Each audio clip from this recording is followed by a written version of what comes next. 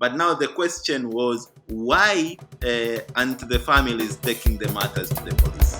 Why?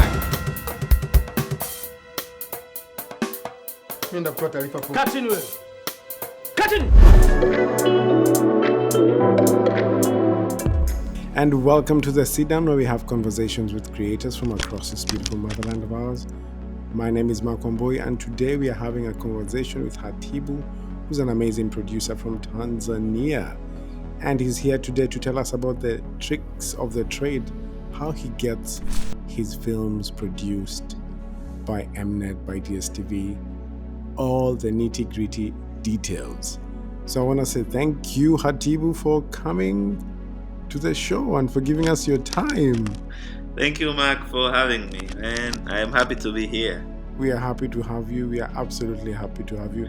And I guess the best way to start off this conversation is by playing a trailer to one of your films that was commissioned called Uncle.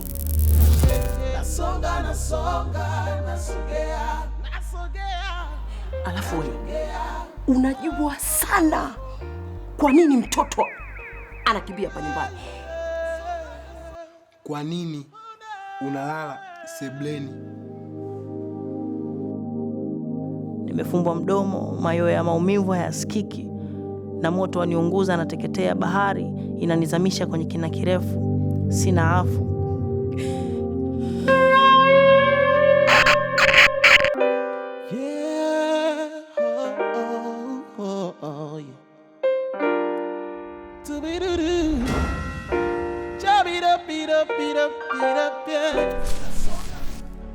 Ooh, Hatibu. That's some good stuff. How are you able to put this story together, and how did you get it made? I mean, what's the process like? So first of all, I remember I just had an idea, because I came across certain data about child abuse in Tanzania. And by then it was saying like approximately like 7%, like it was like 7% of kids, specifically boys in Tanzania, they have been undergone, issues to do with child abuse. And to me, I was doing a project which was under Action Aid Tanzania in Zanzibar.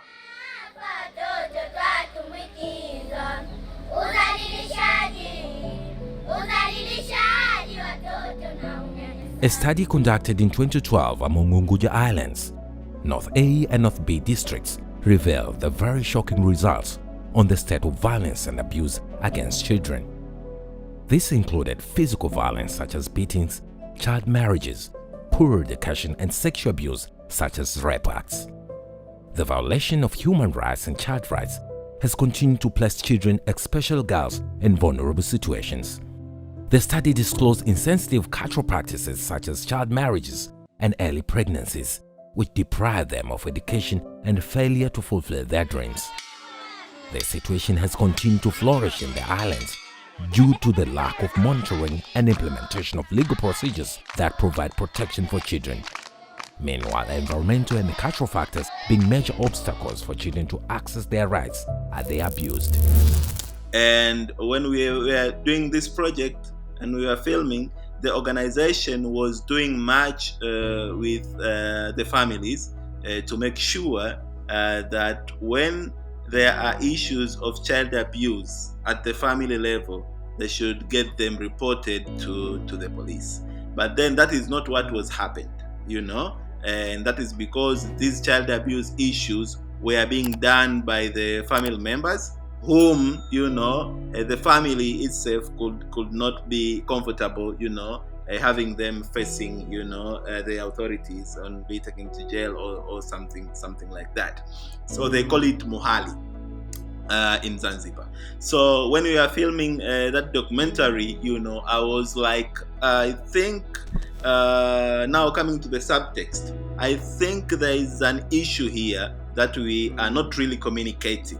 We are communicating about the child abuse occasions which have been happened, and how this organization has been able to provide awareness to the families so that they will try and report these incidents to the police. But now the question was, why aren't the families taking the matters to the police? Why? Why the family remain to be silent? Why does it feel like the families are irresponsible? Is it really that they are irresponsible? So it came to my mind now as I was telling you. Whenever I tell the stories, I need to find a character, but a character who will be very vibrant, enough to move the audience, to tag them along with the character, and they will go through his or her journey, until the end. So again, also coming up even with the name, because now here I thought like I'm dealing with a very sensitive topic. I have a background in media, and I know according to the policy and media laws that whenever that you are covering an issue to do with a kid who has suffered abuse, you don't need to reveal much about them, so you need to use like the fake names, you have to cover like their face and stuff like that, because they are kids, they got to be kids, for them to be abused, you don't have to expose them, because they might suffer more bullying, which was very important to me, was now to make this kid deaf, so he's deaf, and he is also can't speak. Why? Because I didn't want to hear a lot from this kid. I didn't want to give this kid any dialogue, because I was not making a film for him, but I wanted to use him to make a film for a society about the silence. So the society is silent, or is silent already, so what can we do? How can I use this kid to speak to the society about their silence? So all of this was the ideas which I had to package them together. But again, when you are pitching to the big distributor, or co-producer like Mnet, you really need to convince them, on how are you going to execute this film. I remember after them seeing my idea, and they were interested with it, then they had to ask me some question, if I have done something like this, or if I have planned to research and to see how other directors, out there have been able to cover some sensitive topics like this. So I had to prove, to them the point that I could do, this film, because also their audience, is general audience. So for PG, you'll get most of the time with 13 years, and above, but they wanted something which they could also show it to the wide range, of their audience. What are you presenting to Mnet to be able to even start the conversation? What is this that you need to provide for them so that you can actually have a seat on the table? Okay, cool. That is very interesting. So Mnet, they have their special portal, which is being used by producers to submit their ideas for consideration. So with this portal, what I did, I had to submit my one-pager pitch. And in my one-pager pitch, what I had to put together in that one page, first of all, it was the research. It was just a paragraph of the finding data from the research which I came across with, which was explaining about child abuse in Tanzania, the rate of it. And then the second paragraph was about the short synopsis of my story. From this from this research, or from this data, I have been moved to tell a story about a 13 years old boy called Momburi. He's deaf, has been this and that, blah blah blah blah. So in one paragraph, you have to give a synopsis, of a story that you are willing to talk to present. And then after a synopsis, now, on the following paragraph, you have to say, how are you going to tell the story? And for me, I guess sort of a rounding up question would be, so you've been called for the meeting. What are you prepping for? What are you going into the meeting with? What's in your arsenal of tools to make sure that you're not going into a meeting that you're coming out of it without a yes? What are you going into the meeting with? I went to the meeting with my treatment, but also some data which I have I have prepared. I came across with, and those data triggered my urge to do the film, and then I think apart from that was just to bring myself. I am who I am. I'm a filmmaker. I've been doing this, and I had to explain myself on why I was moved to do that film.